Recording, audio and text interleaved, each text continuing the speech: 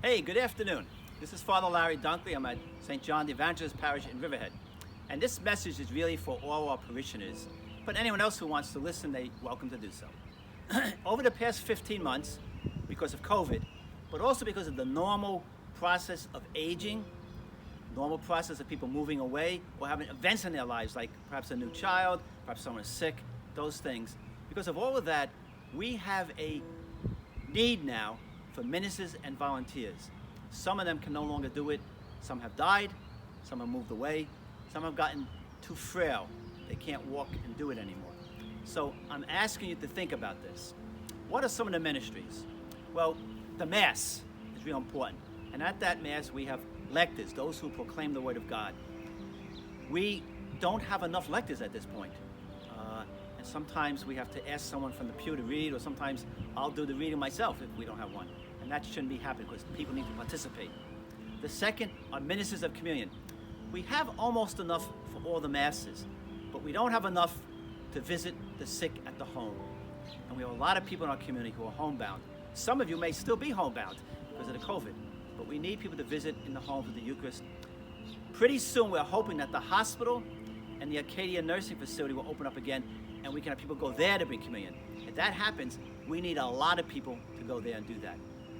Also, our ushers. In the past year, 2 have moved away, 1 has died, and 4 have become homebound, and they can no longer come and help out. And it's a real vital ministry. Many people say that they feel so welcomed here. I think it's because our ushers are very welcoming, and they make people feel that this is their home. So if you can think about those are real important. Outside of the liturgy, we also have the ministry to the bereaved.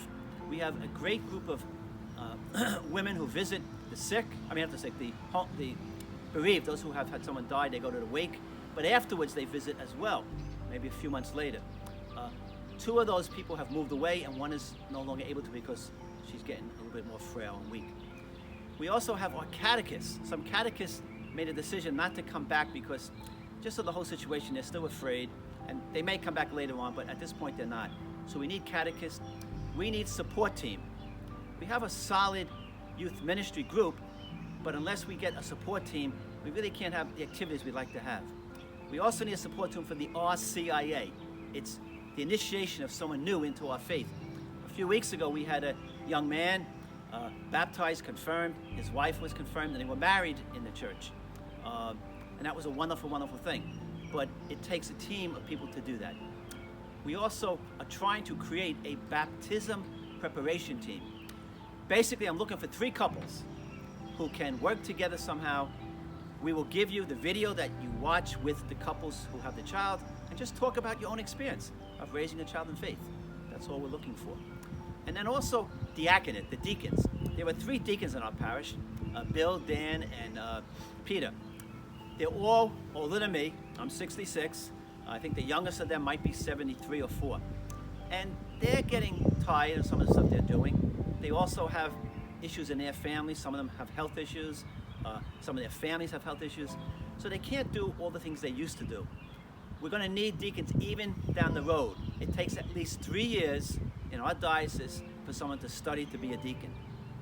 And we also need someone who speaks Spanish, because in the future, we're going to need a Spanish-speaking deacon, because we don't know what's going to happen in terms of changes of clergy or however that happens. So if we have a deacon here who speaks Spanish, it will really be instrumental in keeping some continuity in our ministries. So what I'm going to ask you to do, think about it, pray about it, think about it, and pray about it again. There was a list in the bulletin. You can go on our online site and look at old bulletins the past few weeks. 3 pages of ministries. Only 2 people responded. We're going to need a lot more people to step up to do that. And if that happens, then our parish will remain vital and energetic and a really great place to celebrate. I want to take this time to thank those people who have been doing it over the many years. Some from way before I got here, some after I got here, and some just more recently. You have made our parish a wonderful place to be a pastor. It's so easy to ask, and people do things like that. It's also great for the other people coming into our parish that they're ministered to in such a wonderful way. People take responsibility and even ownership of that ministry. And that's so great. So I thank you. Can't do it without you. And I'm asking you to do one more thing. pray for others to join you, or even nag others to join you. Thank you very much. God bless you and have a great, wonderful day.